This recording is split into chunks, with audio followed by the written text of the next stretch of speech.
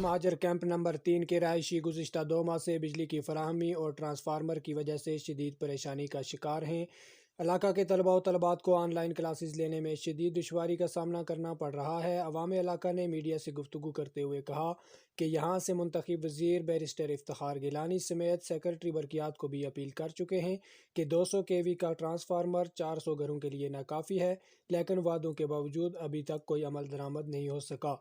अवाम इलाका ने मुतालबा किया है कि मौजूदा ट्रांसफार्मर के साथ एक मज़ीद ट्रांसफार्मर दिया जाए ताकि लोड बराबर हो सके, वरना मौजूदा ट्रांसफार्मर अगर तब्दील भी कर लिया गया तो मसला हल नहीं हो सकेगा।